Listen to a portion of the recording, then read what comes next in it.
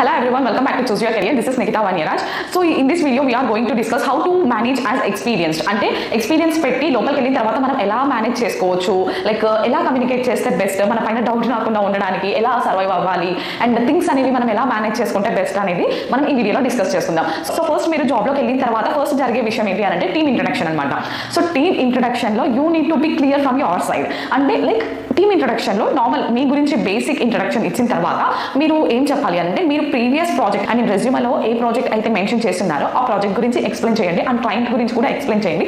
Not in depth, just basic details of your previous project and previous client అనేది mention చేయండి. ఎందుకంటే అక్కడే వాళ్ళకి క్లారిటీ వస్తుంది. ఓకే అంటే కొంతమందికి డౌట్ ఉంటుంది కదా, మీరు ఎక్స్పీరియన్స్ పెట్టొచ్చారా లేదు అని అంటే జెన్యూనా అనేసి. సో అక్కడతో సగం క్లారిటీ అనేది వాళ్ళకి వచ్చేస్తుంది. ఓకే దీనికి వర్క్ పైన కొంచెం నాలెడ్జ్ ఉంది అనేసి టీం మొత్తానికి. ఎందుకంటే ఆ మీటింగ్లో మీ టీం మెంబర్స్ అందరూ ఉంటారు కాబట్టి సో ఆ డౌట్ అనేది రాదు. ఫస్ట్ పాయింట్ ఇదనమాట ఫస్ట్ పాయింట్ ఇదనమాట. టీమ్ ఇంట్రడక్షన్ అనేది బాగుండాలి, మీ సైడ్ నుండి క్లారిటీగా ఉండాలి. అంటే లైక్ నువ్వే డౌట్గా తడబడి చెప్తున్నావు అని అంటే అది ఆబ్వియస్లీ డౌట్ లేని వాళ్ళకి కూడా డౌట్ వస్తుంది కదా. సో అందుకని మీ సైడ్ నుండి మీరు క్లియర్గా ఉండాలి. అంటే లైక్ నేను నా ఎక్స్పీరియన్స్ని పట్టి చెప్తున్నాను గైస్, ఇది జనరల్గా చెప్పే ఇన్ఫర్మేషన్ కాదు, నేను నా ఎక్స్పీరియన్స్లో చూస్తుంది మీకు షేర్ చేద్దాం అనుకుంటున్నాను.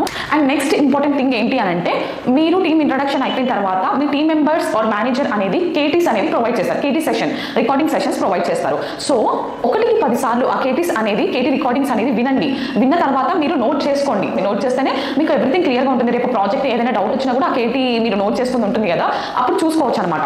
సో ఆ కేటీస్ రికార్డింగ్స్ ప్రొవైడ్ చేస్తారు వాళ్ళు. ప్రొవైడ్ చేసిన తర్వాత మీరు ఒకసారి చూడండి, 2 సార్లు చూడండి అండ్ 3rd టైం మీరు నోట్ చేసుకోవడం స్టార్ట్ చేయండి. కేటీ గురించి మొత్తం like A to Z details అన్ని నోట్ చేసుకోండి. ఎందుకు నోట్ చేసుకోమన్నానంటే లైక్ కొన్ని ఆర్గనైజేషన్స్లో అంటే నా ఎక్స్పీరియన్స్ అయితే కేటీ రికార్డింగ్స్ ప్రొవైడ్ చేసిన తర్వాత వాళ్ళు మీటింగ్ కూడా అరేంజ్ చేశారనమాట.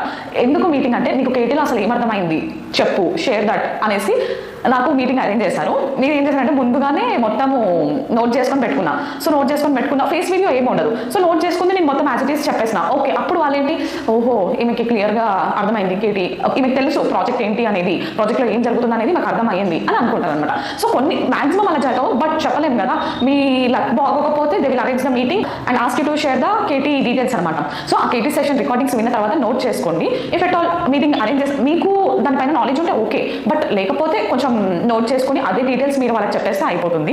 సో ఎందుకు అరేంజ్ చేస్తారు మీటింగ్ అని అంటే జస్ట్ మీకు ప్రాజెక్ట్ గురించి అర్థమైందా, అసలు ప్రాజెక్ట్లో ఏం జరుగుతుంది అనేది తినకు అర్థమైందా లేదా అనేది మాత్రమే చెక్ చేస్తారు. అందుకు మీటింగ్ అరేంజ్ చేస్తారనమాట కేటీలో.